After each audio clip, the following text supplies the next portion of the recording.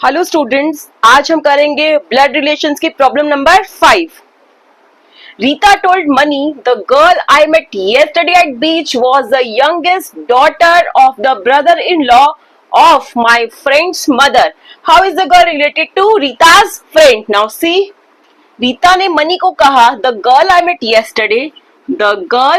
yesterday at the beach was the youngest daughter, ये सबसे छोटी बेटी है of brother in law यानी कि जो पर्सन है वो ब्रदर इन लॉ है, ब्रदर इनकी जो वाइफ है, ऑफ माई फ्रेंड्स मदर, मेरी या मेरा जो भी है पर्सन, उसकी फ्रेंड जो है उनकी मदर का ब्रदर इन लॉ, यानी कि the girl is the cousin of her friend. So answer is cousin.